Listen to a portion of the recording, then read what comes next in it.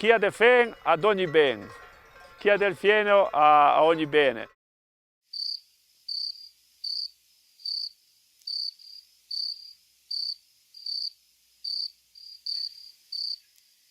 L'Olium multiflorum, l'Olium perenne, Poa pratensis, Festuca pratense, Festuca rondinacea, Phleum pratense, Poa annua, poi leguminose, Trifoglio repens, Trifoglio pratense, il ginestrino, il tarassaco, la plantago, l'anciolata.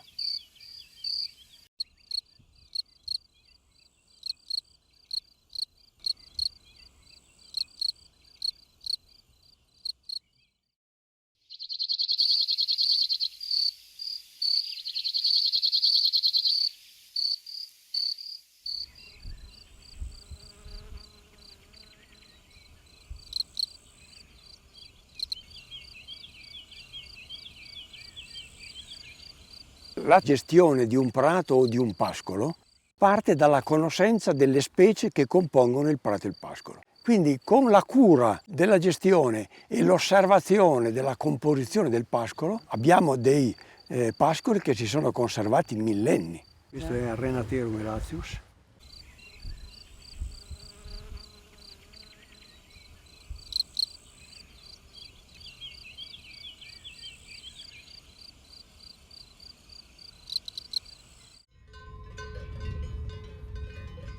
Il prato stabile è un miracolo della natura, è forse l'unica cultura che si rinnova da sola, produce, va in letargo diciamo in inverno e in primavera rinasce da solo e riparte con la sua vita. Quello che lui crea è dovuto al rapporto che ha con te. Se tu il prato non lo sfalci, non lo concimi, non lo utilizzi, lui tenderà ad impoverirsi sempre di più. Il terreno non pascolato non assorbe più acqua, perché il terreno non pascolato è come un tetapaglia. Io metto la paglia una sull'altra, poi verso l'acqua, l'acqua va a terra e non entra.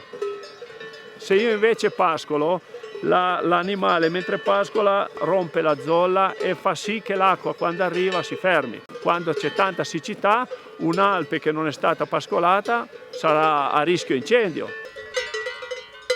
Qui vediamo delle vacche al pascolo che è utilizzato tutti gli anni. Ci troviamo del trifoglio bianco, del trifoglio rosso, ci troviamo delle code di topo, ci troviamo altre erbe e l'animale trova nel pieno di prato stabile tutto quello che gli serve. L'utilizzare il prato vuol dire portare fertilità al suolo e vuol dire favorire la ricrescita l'anno prossimo. Questi animali vivono 365 giorni all'anno di fieno. Per 6 mesi fanno il pascolo, dalla primavera quando è possibile pascolare, prima in bassa valle, poi per 3 mesi qui in quota oltre 2000 metri e poi in autunno tornano giù e pascolano i prati su cui abbiamo fatto il fieno. Quando arriva l'autunno questi animali devono entrare in stalla perché non possono stare nella neve e continuano a mangiare fieno, e solo fieno di prato stabile, tutti i giorni.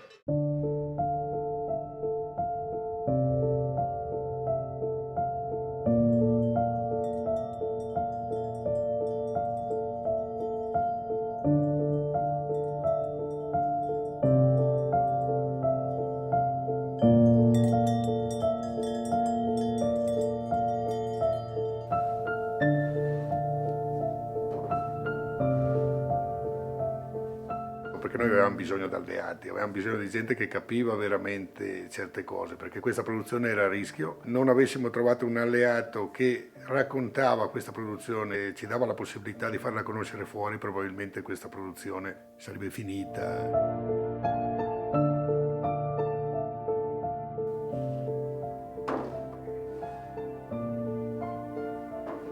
Da lì è nata questa collaborazione che si è basata, credo, sulla resistenza nostra e sul fatto che Slow Food, condividendone proprio le idee e le cose, ci dava questa grande visibilità che mai avremmo avuto. E credo che abbiano lì soprattutto apprezzato di noi questa estrema difesa dell'erba, cioè questa battaglia contro l'uso dei mangimi. Sembra assurdo, noi eravamo diventati eversivi perché volevamo che le bestie mangiassero erba.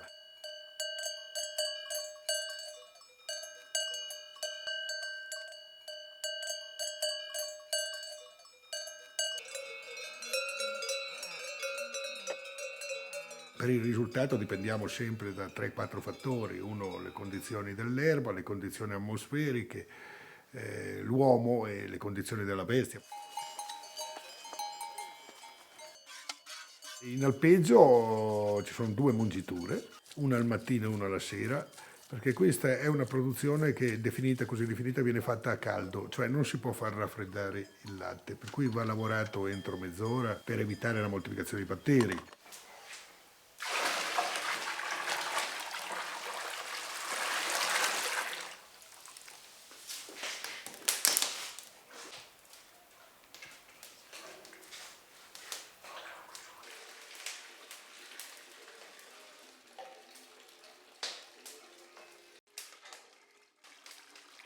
Lo scopo nostro era quello di salvare la produzione, per cui di salvare gli ultimi 14 produttori che lavoravano ancora in un certo modo.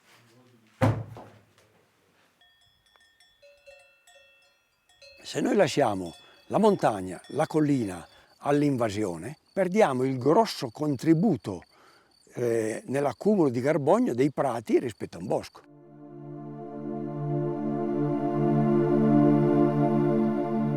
Il fatto stesso che le Alpi abbiano il nome Alpi, da Au per pascolo, vuol dire che da millenni noi abbiamo questa ricchezza aggiuntiva alle produzioni forestali.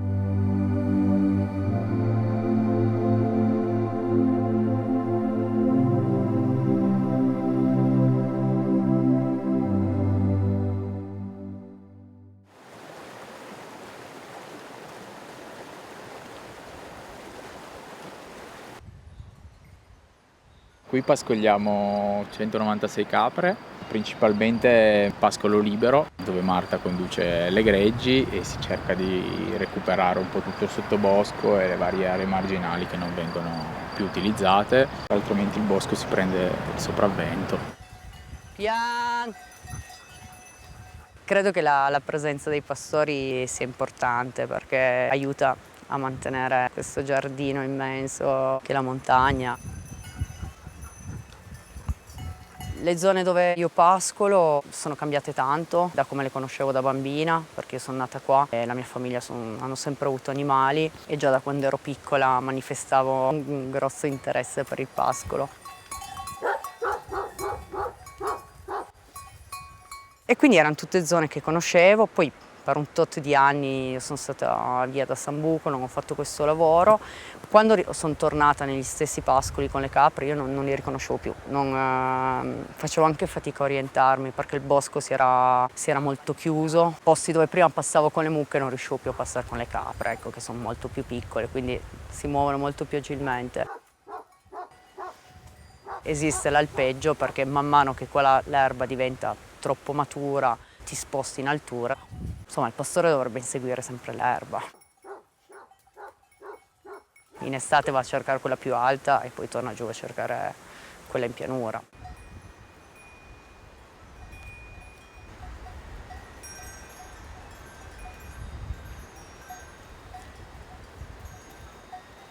Noi lavoriamo solo latte crudo e quindi proprio per cercare di far uscire nei nostri prodotti le caratteristiche organolettiche che appunto vengono date dai fiori e dei pascoli.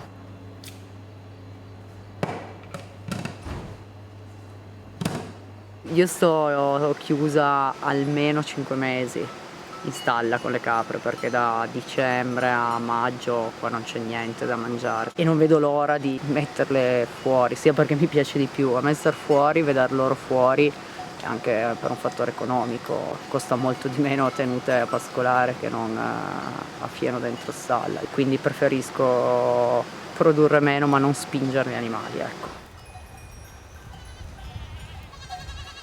Io qua non avevo la possibilità di affittare alpeggi perché ho già impegnati o comunque a seguito delle varie speculazioni sugli alpeggi che ci sono stati, sono alpeggi che ballano sui 50.000 euro a stagione, no? Io non li guadagno. I prati e i pascoli devono essere pascolati in relazione della produzione che sono in grado di offrire, non di più, perché altrimenti c'è il rischio che si diradi la cotica buona e lasciamo degli spazi a vegetazioni secondarie dannose, e nello stesso tempo non devono essere pascolati di meno, perché il pascolamento con tempi ridotti riduce la restituzione di fertilità al pascolo stesso. Quindi a un certo punto incominciano a prendere il sopravvento specie di minor valore, più fibrose, meno appetibili, e quindi questi prati perdono una parte della loro fruibilità, del loro aspetto estetico e delle loro valenze nutraceutiche.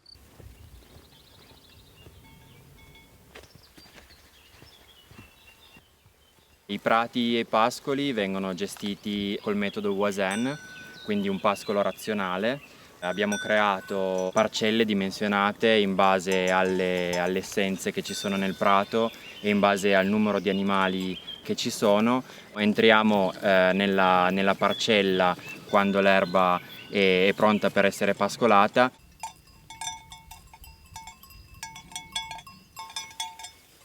Gli animali mangiano il prato, non è sfruttato, ma il prato, ha tutta una serie di benefici per il ricaccio e per la sua rigenerazione.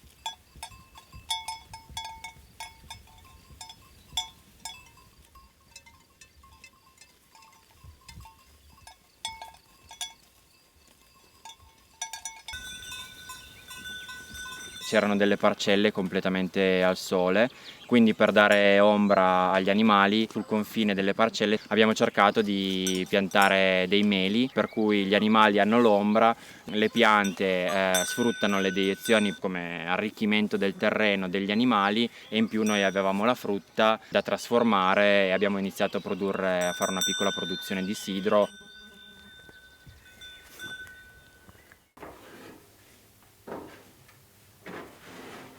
La gestione del prato è fondamentale per poi avere carne, latte e formaggio di alta qualità. Ecco.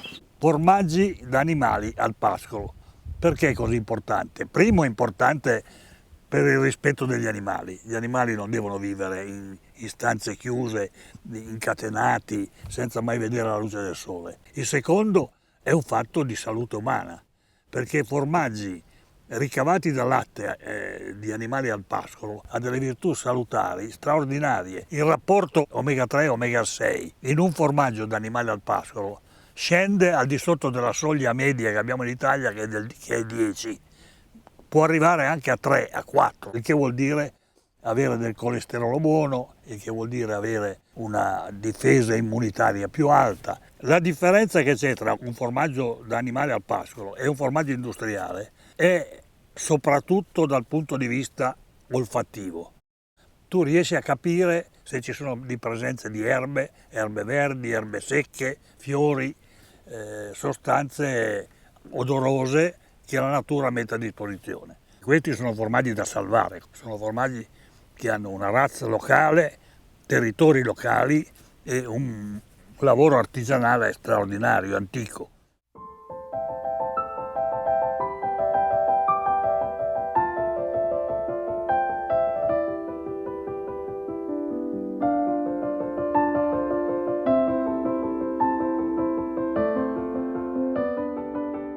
Anche i prati di pianura possono essere di gran valore e meriterebbero di essere adeguatamente sostenuti, perché anche nel prato di pianura gli animali pascolati o comunque nutriti con i fieni danno delle qualità nutraceutiche superiori alle alimentazioni fatte a base di mais o di altri sfarinati o di sorgo decisamente più poveri.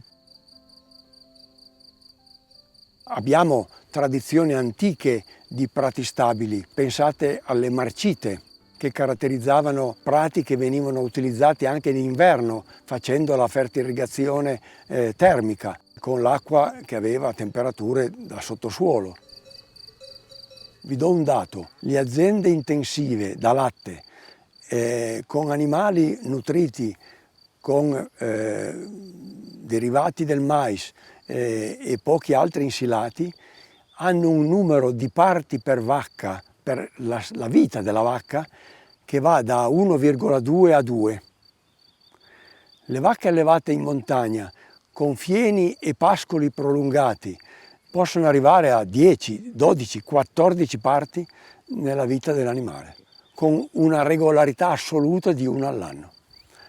Questo vuol dire che il benessere animale, nel secondo caso, ha i suoi effetti produttivi e anche economici.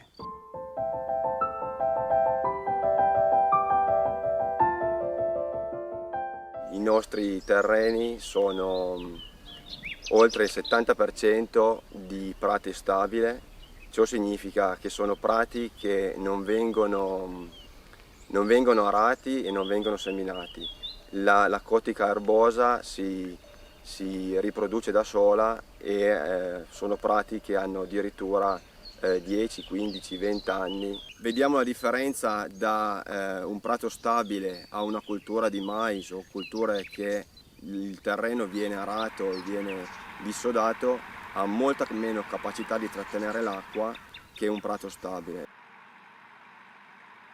Dal momento che comincia a piovere, i campi dove si coltiva mais o grano cominciano subito a buttare fuori acqua, invece i prati hanno una capacità di assorbimento molto elevata.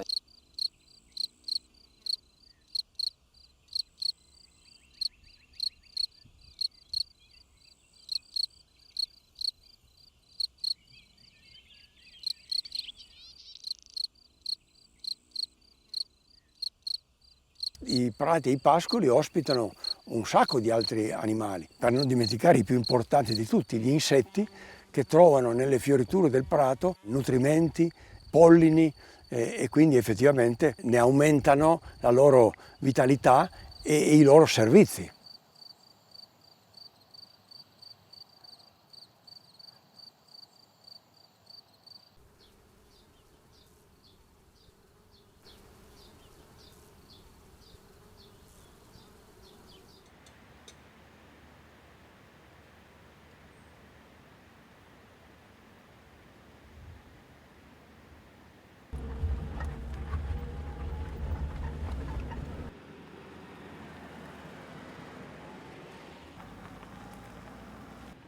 Qua siamo nel Parco delle Robbie Valtellinesi. Noi, grazie all'azienda agricola che ha in affitto questo alpeggio, abbiamo l'opportunità di portare le api in alta quota. Qua siamo a circa 1500 metri e quindi a creare un connubio tra pascolo di animali e bottinamento delle nostre api.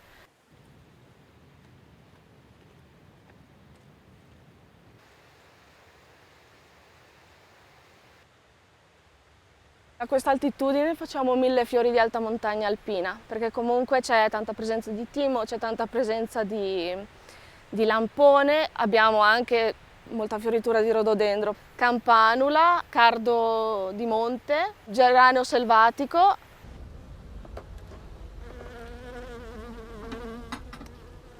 Una volta che togliamo i melari, le api comunque non le trasportiamo a valle, ma le lasciamo qui in quota perché completino il loro ciclo di impollinazioni, perché appunto il terreno non lo devi solo sfruttare, ma lo devi anche conservare.